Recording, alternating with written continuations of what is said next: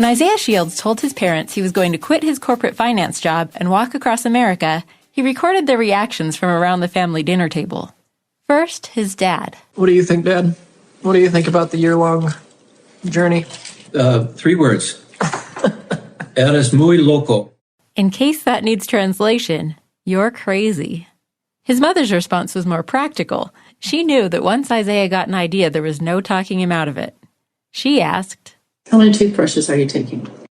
A few months later, Isaiah set off from his Provo, Utah home on what would end up being an 18-month journey. So, I literally just packed a tent, a sleeping bag, and a water bottle. And a toothbrush. And I left.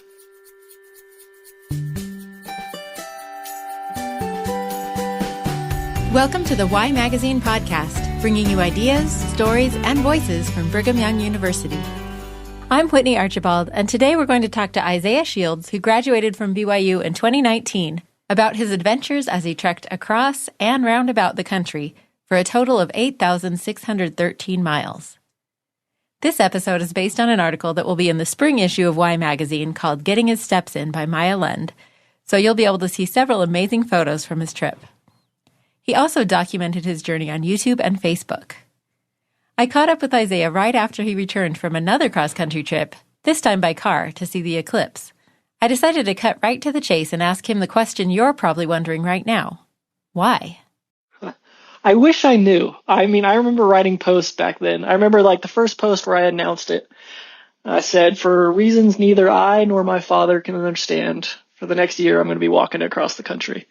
Because my dad, supportive as he was, he's very supportive of all his children. He just didn't understand why that would be interesting to anybody, and I couldn't put it into words. I can remember the moment where the idea happened. I walked into my office at work, I jiggled the mouse, and the monitor popped up with a picture of a valley taken from a mountaintop. And it said, "This is a valley, I think somewhere in Spain." There was a little blurb. And it's like, "Do you want to learn more?" And I said, yes. And I think I forgot to be a good employee for the first hour because I was just in a Wikipedia rabbit hole, just reading about the valley and the kings who used to rule that valley. And after an hour, I pushed my chair back and I was just looking at 4 white walls. And I just thought there's way too much out there that fascinates me, that just grips me and tells a story and is beautiful and is deep and intriguing and heart-wrenching and, whatever the full spectrum of the human emotion is, stuff that really makes you feel something. There's way too much of that out there to sit in 4 walls for me personally. That's how I felt.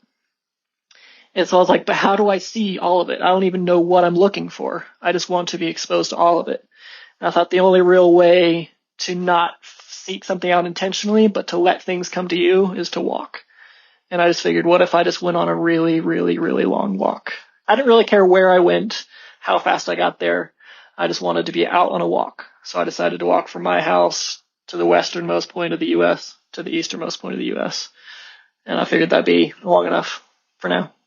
This was in midsummer, 2 months after Isaiah started his job in corporate finance at a manufacturing plant. He decided to stay at the job to earn some money until the following May, when it would be warm enough to get started. And so I think it only took about probably 6 months between inception of idea and commitment to the concept. That's pretty impressive, especially since I'm guessing there were a lot of logistics to figure out. You'd think so, but I figured, you know what? It's walking. I kind of just left and then figured out what I needed as I was on the road. So, I literally just packed a tent, a sleeping bag, and a water bottle, and I left. That's amazing. So, what were your goals? What were you hoping to get out of this experience?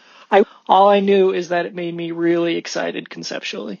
And so I couldn't really picture what I wanted to get out of it or what I thought was going to change my life or what impact it would have, but I could picture moments, just cresting a mountain and watching the sun go down or seeing people live extremely different lives to mine when I was invited into their homes. I could picture moments like that and it just clicked. It just felt right. Yeah, well, let's talk about your route, because it wasn't even the most direct route from the westernmost to the easternmost point. Because the idea was to walk and see everything as much as I could, I didn't want to drive or fly to one of those points and then walk to the other. So I just started from my house. I pushed my little cart, my little buggy full of supplies off my driveway. And that's when I started walking. And so I thought people would be like, oh, you walked across the country. You probably picked the shortest points between the two oceans. So to try to like prove that that wasn't the goal, to just check something off the bucket list, instead of picking the two closest, I picked literally the two farthest as possible. So I walked from my house to Cape Alava, Washington, which is the farthest point west of the 48 United States. And then I would have headed straight for the West Quoddy Head Lighthouse in Lubec, Maine, except for winter. So I walked from May until August 1st is when I got to Cape Alava. By the time I hit like Billings, Montana, it was starting to snow. So I walked as fast as I could down to Galveston, Texas, just to avoid the cold. By the time I think I hit the Gulf of Mexico, it was April. And then I was walking across Georgia in May and June, and it was just real hot. So I didn't time it perfectly, but I'd rather have been hot than too cold. So I went from Utah to Washington to Montana to Texas to Florida to Maine. Wow. All told. That's amazing. You covered so much ground and you saw so much. That gives you a different perspective than most of the people in this country. How did that perspective of just seeing how different people lived in different parts of the country impact you? It's hard to say quickly, but it is pretty profound. Since finishing walking across the country, I've driven across the country and back 4 times just to go see places and to continue to be exposed to things, and it's just not the same. I was in Maine 4 days ago, so I just drove home to Utah. And I've got 1 or 2 memorable memories from a drive of a similar distance. And I've got tens of thousands from walking that distance. When you drive across Kansas, you're tempted to say Kansas is just flat and boring. But when you walk across Kansas, you have the opportunity to see the seasons change and to watch people go throughout their routines and to have farmers come up to you and to have farmers invite you into their home and to tell you about how they've been affected by the latest seasonal trends or how technology has changed their lives and how the towns are dying because of it. Like the panhandle of Texas has lost 90% of its population since the 1930s. And so you just walk through ghost town after ghost town after ghost town. And you hear about these histories that are almost like dying languages. They're dying because there's nobody left to remember them. And so you walk through these beautiful towns where all the streets are made of brick and the courthouses dominate the center of the square and every building around the courthouse is shut down. Wow. There's just none of them left. And so you don't see that when you drive by on the interstate. You don't even know that it exists. But when you walk through on the back roads, it's profound.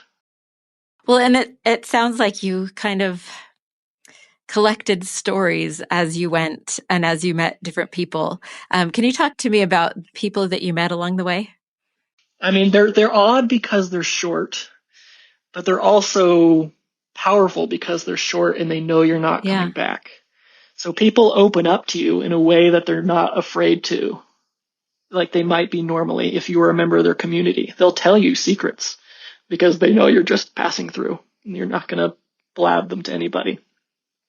Or they feel sort of like, I can't let this one opportunity to like talk to somebody who's doing something unique pass without literally inviting them into my home. So they make time for you and they share things with you. But then the hard part is you develop like these weirdly deep, weirdly personal relationships really quickly, and then you leave. And you don't see them again usually. Like, I remember I was passing through Wyoming. It's kind of on the upper part of Wyoming where I feel like almost no one goes. It's very interesting. There's almost no one up there. Well, the towns are really cool. So I was in one called Basin. I was passing through, and a grocery store clerk was outside this really small grocery store, and she saw my cart. She was asking me questions, and I gave her some of my standard answers just walking across the country. And I think this man was about 88 years old, and he was walking by, and he kind of pivoted on his cane, and he asked if I was walking across the country, if he had heard that right. And when I told him I was, he said he's got property up the hill, and he was going to drive behind me because it was dark. And so I knew where I was going, and he said I could stay at his property for the night. And I pulled in. It's kind of nerve-wracking having him be so blind, I found out, and he was driving behind me. Because he reaches into the freezer and he's like, all right, I'll make you dinner. He goes, is this beef? And he like holds it up to Oh me. my He's gosh. like, yep, that's beef. And he made me dinner all by feel. So I don't know how he was driving, but Yeah, that's a little frightening. yeah, his name was Vaughn. And he told me about, his relationships with his children and how some of them were close and some of them were estranged. And he told me how he'd found wealth and then lost it, I think twice. He'd become a millionaire, lost it, became a millionaire again, lost it again. Wow. And then he let me sleep on his porch. And he's like, I'm going to be waking up around 7:30. I'm going into town. And I woke up at 8, and the person who was supposed to be taking him to town was there, and he wasn't. And so we were banging on his windows, and we thought he died in his sleep because we could see him through the window, just lying there motionless. So I ran across the fields for like half a mile, found his daughter-in-law, and she woke him up, and he had just taken out his hearing aids. And Oh my goodness. fascinating stories. Yes. And then I tried to go back. You never hear from him again because he's not super technologically involved. Yeah. Doesn't have a phone or anything. And the next time I went back, he had passed away. Oh, wow. So never got to see him again. But yeah, there's these weird, powerful moments we have where he's just sitting across this 88-year-old man's table from him. You met him half an hour ago. He's telling you everything about his life, and you never see him again. I've forgotten so much of my life, but I've made some memories that'll just stick with me for absolutely forever. And it's almost all of those involve the people. A few of them involve just unbelievable visual landscapes or whatever you want to see. Yeah. Well, and when you started the journey, it was not something that even anybody knew about until you got quite a bit into your journey. At what point did people start to recognize you and know what you were doing? You're right. I was totally anonymous for probably the first 7,000 miles, almost totally anonymous. I mean, I got interviewed by a few small papers or something, but almost like nobody would recognize me if I walked into a town until I walked into Virginia. Huh. And at that point, like I said, I'd been doing it for 7,000 miles. The whole journey ended up being 8,600. Wow. So just the real last couple months. And then I woke up one day on the eastern shores of Virginia, which is a small little peninsula on the other side of the Chesapeake Bay that contains like part of Maryland, Delaware, and parts of Virginia. And I woke up like I did in the middle of the woods, got back onto the road, and I think 100 cars pulled over that day, be like, "Oh, you're the guy everyone's talking about." And I was like, no one talks about me. And then they pulled out their phones and they showed me pictures that they'd gotten somehow of, old news articles that really hadn't gained a lot of traction. And from there on out, it was pretty hectic. It was a very different journey for the last 1/8 of it. That's so interesting. Well, and I think part of what makes it so interesting is that, you're in a pretty elite club. There's not a lot of people who have walked across the U.S. I know there are some, but often they had different motivations. Either it was, for a specific charity, or it was kind of a publicity stunt from the beginning. Did that make it hard for people to understand what you were doing? Yes. Yes, definitely. But it also made it so, like, if they really did want to understand, they took it deeper. Yeah. So, yeah, I can't tell you how many people were like, "Oh, and, like, what are you promoting?" And I was like, "Nothing. I just think it's cool." It wasn't for publicity. It was just for the sheer glorious satiation of curiosity. Yeah. I love that.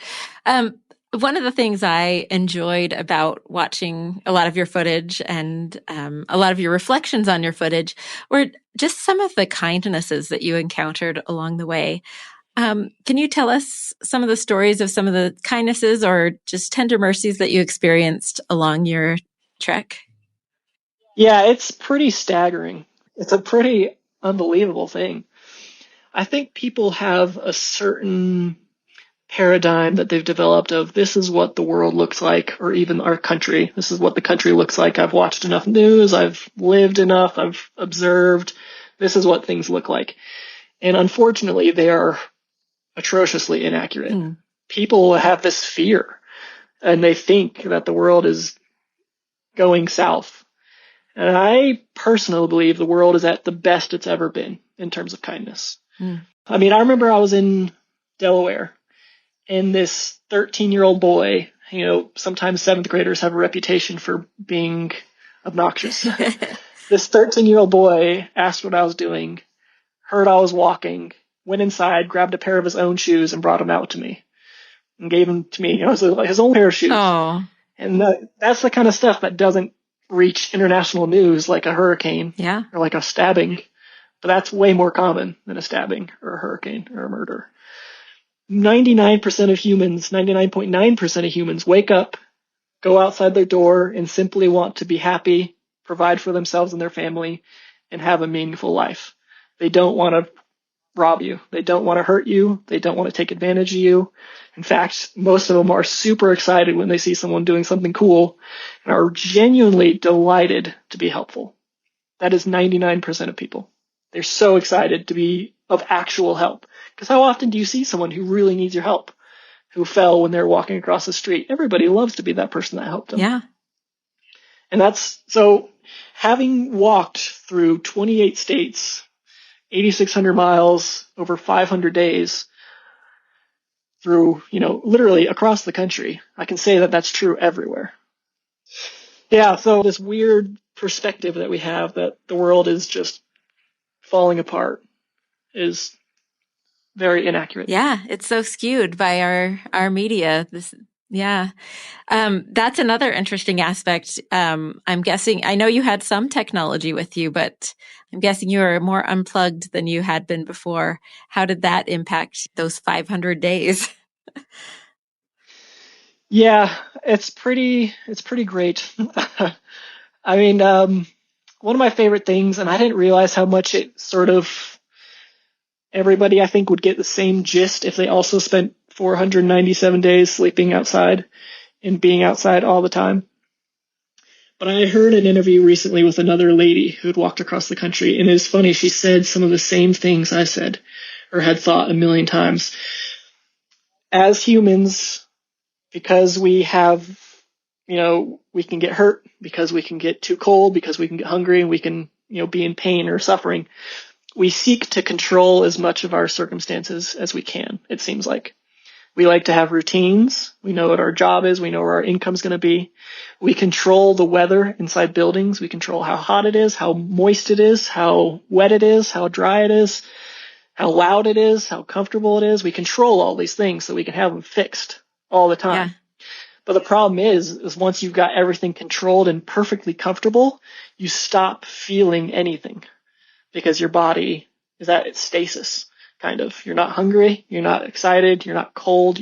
You're just flat. Interesting. You're just unstimulated. When you live outside, the amount of stimulation you sense is just off the charts, and it's 24/7. I have woken up in a puddle, covered in ants, sandy, too hot. You're just unbelievably uncomfortable. Unbelievably, and worried that you might get kicked out of wherever you're sleeping. I've woken up to blue and red headlights from police cars. And so, yeah, sometimes it is uncomfortable. But the fact that you're outside all the time, you feel the wind on your face, you feel the sun on your neck, you feel the temperature change. There are times in Georgia where I didn't know a storm was coming because I saw it, because in front of me it looked like blue skies, birds chirping, and then I just felt this breeze that dropped the temperature by about 15 degrees, and you look behind you, and that's when you see the massive clouds, dark thunderstorms. And so you become really in touch with everything. And so with being unplugged into technology and stuff that's less stimulating and being actually plugged into the world, it's just amazing how sensationally rich life can be. And when it ended, there was this massive juxtaposition of, for 497 days, I'd been so bombarded with smells, sights, taste, feeling, uncomfortable, everything, or conversely, just amazingly beautiful things. Yeah. And then I came inside and I sat down, and I think I was home for a few days, and there was this major crisis of what is going on? How could I have gone from living in a paradise of color and kindness and everything I was experiencing to this controlled cube where everything is controlled again and all of it's just zapped away like the color got zapped out of the planet? Okay, so I have several questions from that response. Go ahead. One of the questions I had is, now that you have been out in the elements for so long, I'm sure you've heard that famous Norwegian saying that there is no bad weather, just bad clothing. Do you agree with that statement now that you've been in the elements for so long? Is there bad weather? Yes, there is some. But yes, I kind of agree. I mean, North Texas, I think it got down to like -4 when I was walking across for like 2 weeks. But yeah, you just put on every strap of clothing you have, and then you're like, oh, I can totally live out here as long as I juggle a hand warmer back and forth and then push my cart with the other hand and put it in my pocket. But yeah, it's amazing what you get used to. You realize that you can be outside for so long, and it's really not that bad. Even rainstorms. Those aren't that fun, but Right. you can deal with them. Right. What percentage of the time do you think you spent sleeping inside? I don't think it was much. Probably like 15%. Okay. And that's heavily back-ended. I think the first 7,000 miles was probably closer to 5%. Okay. And then the last 1,600 miles closer to 40%, just because there were stretches there where my biggest problem was that I only needed to sleep in one place per night. I've got 40 people in a town that were really hoping I would take up their offer. You know, it's just really, really, really different. That is so kind. That's amazing. Yeah, it's unbelievable. Unbelievable. Very cool. Okay, so one of the quotes I liked from your video is when you talked about how growth happens through suffering. How did you get through those moments of suffering? Unfortunately, I really don't think there's any way to really find growth and learning without having to struggle. Yeah. Without having to put in sincere effort. And so you shouldn't be looking to be unhappy. You should be looking to strive. You should be looking for something that requires a goal that is difficult to obtain, and then just figuring out how to make that happen. And that's where you're going to like just push yourself. There's something really beautiful about trying really, really, really, really, really hard and not knowing for sure if you'll succeed. Because even if you don't succeed in accomplishing what you set out to, you'll unintentionally stumble upon so many learning opportunities. Unintentional living is what I called it. My only goal really was to walk to Maine, right? That was the only stated thing. So everybody whose life changed mine when they told me about the death of their son, or they told me about how their great-grandfather built this farm and now they're, just people whose lives changed mine were all unintentional. They're all side effects of walking to Maine. Yeah. So I think my biggest recommendation to people who want to really feel alive is pursue something. Pursue something difficult. Try something that really speaks to you and is difficult. And even if you don't do that, just being in the pursuit of something difficult opens you up to a lot of beauty that you wouldn't see otherwise. Yeah. I keep picturing your 8-year-old self. What do you think that 8-year-old would have said if you would have told him that you were going to do this? That's funny. I moved back into my garage. I found just boxes and boxes and boxes of stuff, and I was trying to get a little bit more organized. And one of them was my assignments that my parents had kept from grade school. And one of them was from 3rd grade, and it was a book called My Life. And it said, when I grow up, I want to be an explorer. Oh. But it's like I think I said, sometime when I'm in my 30s, I think I'll be ready to just set off into the unknown. You never know what's going to happen, if you'll fall down in mud or if you'll get scratched or if you'll get hurt. But I was like, I just want to see things like Lewis and Clark saw them, or I want to. And so I was like, that's what I want to be when I grow up. And so I think he would have said, finally, good job.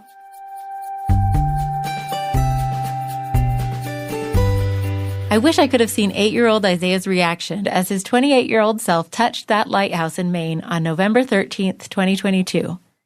He then took a couple of weeks to drive back home to Provo and then worked a series of odd jobs to earn money for his next adventures. His current project is to trek across the mainland of Europe, from the northernmost point of Norway to the southernmost point of Spain. Because of passport restrictions, he's taking that trek 90 days at a time. So far, he's hoofed it through 3 countries, Norway, Finland, and Sweden. He's planning to resume his hike on May 13th, the anniversary of the day he started his U.S. trek. You can watch highlights from Isaiah's U.S. trip on his YouTube channel, You Do You.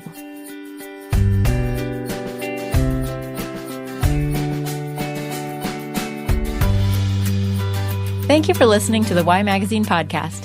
If you liked this episode, you may also like my conversation with another interesting alum, Courtney Rich, who pivoted from broadcast journalism to running a business centered around delicious cakes.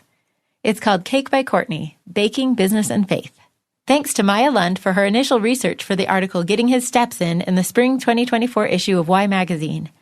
This episode was produced by me, Whitney Archibald, with executive producer Peter Gardner. Original music, mixing, and mastering by Jarrett Davis.